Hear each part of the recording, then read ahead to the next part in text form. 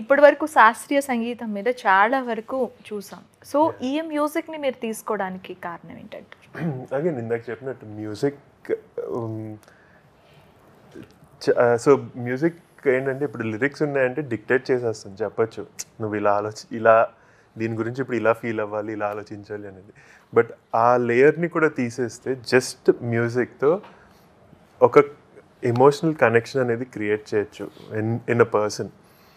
And that was actually the main reason why I chose music for this is, ఈ స్టోరీని నేను ఎమోషనల్గా ఒక మనిషి like I have to get them involved అంటే I thought music was the best way I could represent it. ఈ స్టోరీని నేను ఈ ఆస్పెక్ట్లో రిప్రజెంట్ చేయగలుగుతాను అని. So that was the reason అనమాట. ఇప్పుడు ఆడియన్స్కి వచ్చి ఇది రాక్ మ్యూజికా, ఇది క్లాసికల్ మ్యూజిక్ అని తెలియదండి. మనకు కనెక్ట్ అయిందా, లేక ఆ స్క్రీన్లో ఉన్న విజువల్స్కి అది మ్యాచ్ అవుతుందా, ఎమోషన్ని క్యారీ చేస్తుందా అని చూడగలరు. ఫర్ ఎగ్జాంపుల్ మనకి రాక్ మ్యూజిక్తో పెద్దగా టచ్ ఉంది, మీకుందా టచ్?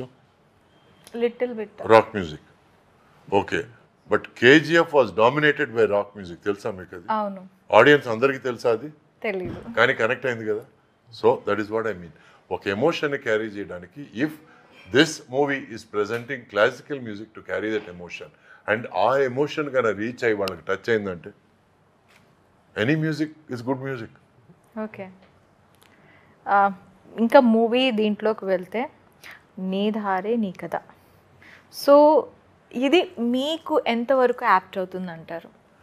నేను ఒక దారి చూసుకున్నానండి. రేపు ఎవరన్నా సరే నీ కథ ఏంట్రా అంటే నా దారి గురించే నేను మాట్లాడతాను. సో అట్లాగే నా కొడుకు తన దారి తను చూస్ చేసుకున్నాడు. మీ కొడుకు ఏం చేస్తున్నాడంటే వాడి దారి గురించి నేను మాట్లాడుతాను తప్ప, your identity becomes the path that you chosen.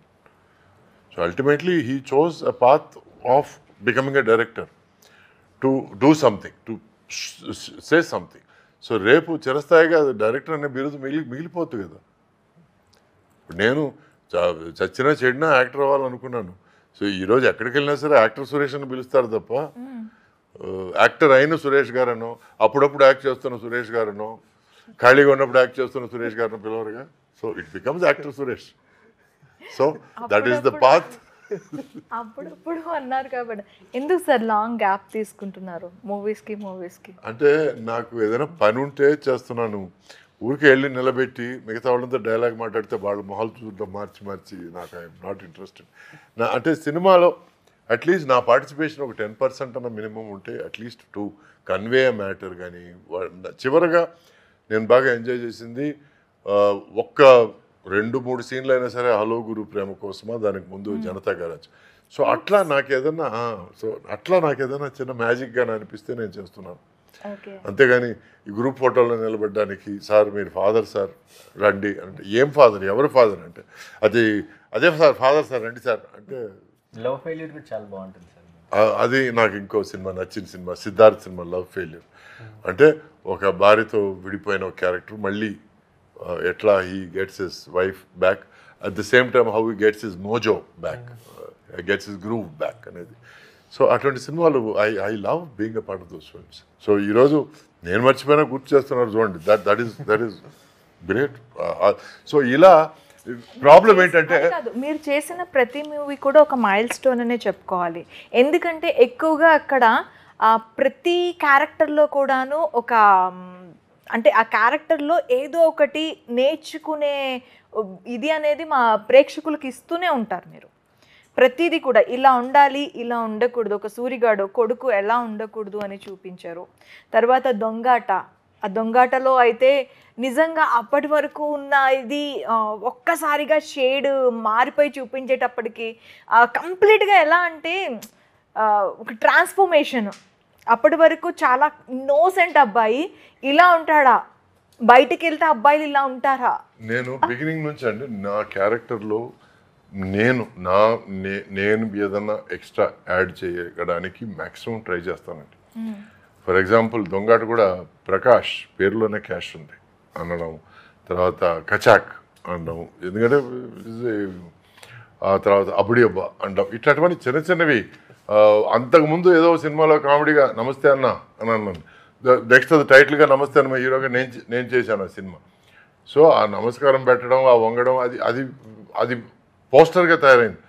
So there has to be little bit of me in every character that I play.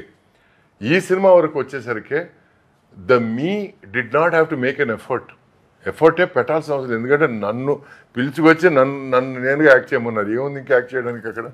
So I was myself, I behaved like myself. The part of me that connected with the story was the fact that it is about me or somebody like మీ.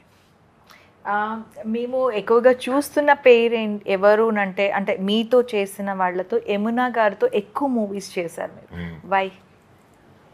ఎందుకంటే వాళ్ళు book చేశారు కాబట్టి. ఎందుకంటే నాకు యముననే కావాలి, hello లేకపోతే act చేయనటువంటివన్నీ చెప్పేంత stage లేదు. అట్ ద సేమ్ టైం ఎట్లా ఉంటుందంటే అండి, ఒక సినిమా 2 సినిమాలు హిట్ అయితే ఒక హీరోయిన్తో మళ్ళీ ఆ హిట్ కాంబినేషన్ మళ్ళీ పేరు చేద్దామని అనే వాళ్ళ ఫీలింగ్ ఉంటుంది. సరే, మీకు ఎలా అనిపించేది? నాకు బోర్ కొట్టేది. వేరే హీరోయిన్, కొత్త హీరోయిన్ అయితే బాగుండేది. ఇది ఎట్లా ఉంటుందంటే, ఇంతకుముందు పాత సామెత, అది కామెడీగా అన్నారు, లేదు పండగ రోజు కూడా పాత మొగుడేనా అనేవాళ్ళు. సో అట్లా ప్రతిరోజు షూటింగ్ మేకప్ వేసుకొని వెళ్తే మళ్ళీ ఏమనైనా కనిపించేది. సో వాట్ ఈస్ దిస్ యార్, what is this again today also అనేవాడిని జోక్గా. సో తను కూడా కామెడీగానే తీసుకునేది. But it's okay. అట్లాగే తమిళ్లో నదియాతో దగ్గర 10-11 సినిమాలు చేశాను నేను. అక్కడ బోరు కొట్టేది నాకు. నేను నదియాని నా యంగర్ బ్రదర్ అంటాను, ఎందుకంటే మేము ఇద్దరం ఫ్రెండ్స్ లాగా బిహేవ్ చేసేవాళ్ళం. మేము వాట్ ఈస్ దిస్ డస్ట్ యార్, చేంజ్ షర్ట్ అండ్ కమ్, ఇట్లా మాట్లాడేది నాతో. సో అది ఒక హీరోయిన్ ఫ్రెండ్షిప్ కాదు, అది ఇద్దరు బ్రదర్స్ ఫ్రెండ్షిప్ అది. So this is how I relate to my coworkers. It is more of a friendship than anything else. So అందుకే అంత క్యాజువల్గా మాట్లాడగలుగుతున్నాం వాళ్ళ గురించి. Okay, coming to this movie, ఈ మూవీకి మీరు అనుకున్న దీనికి ఖచ్చితంగా మీరు న్యాయం చేశారని మీరు అనుకుంటున్నారా? ప్రేక్షకులకి ఏం చెప్తారు? This is an ever learning process. So to whatever capacity that I can fulfill, definitely అయితే fill చేశాను. Learned things, so next time I'll obviously implement అలాగా. So yes, honestly to the extent I can, I've done justice దీనికి. ప్రీతం, ఈ movie చూసిన తర్వాత ఎంతమంది మిమ్మల్ని చూసి ఇన్స్పైర్ అయ్యి మీ పాత్రలోకి వస్తారని మీరు అనుకుంటున్నారు? ఇన్స్పైర్ కాదు, మోస్ట్లీ రిలేట్ అవుతారు నా ఉద్దేశం. బికాజ్ ఇందులో నా జర్నీ ఎలా ఉంటుందో మాట్లాడుకున్నాము. ప్రతి ఒక్కరిది బయట అదే సిచ్యువేషన్. లైక్ పేరెంట్స్ సపోర్ట్ చేస్తే ఎలా ఉంటుంది, లేదా చేయకపోతే ఎలా ఉంటుంది, అదే కదా. So okay, if he can make it, మేము కూడా చేయగలము అని అయితే ఖచ్చితంగా రిలేట్ అవుతారు. అది ఇన్స్పిరేషన్, అది రిలేట్ అవడం. వాట్ ఈ సైడ్ ఇస్ రైట్. బట్ ఈరోజు నేను మా ఫ్రెండ్స్ ప్లేస్కి వెళ్ళిన, యూఎస్లో కానీ ఆస్ట్రేలియా కానీ, చాలామంది IT professionals I wish I was in the film industry అని ఫీల్ అయ్యేవాళ్ళు చాలామంది ఉన్నారు.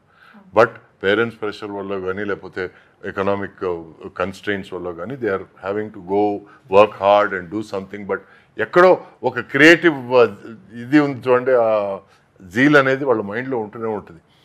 అటువంటి వాళ్ళు నాకు తెలిసి every party there is always a singer or a mimicry artist or one dancer who is part of that party. And 100% మనకు కనిపిస్తుంది, వీడి ఇతను ఐటీలో ఉన్నాడు, ఇతను అసలు నేను అసలు ఇతను ఐటీ అంటే మనం ఒప్పుకోలేకపోతున్నాను, ఇంత టాలెంట్ ఉంది అని అనిపిస్తుంది.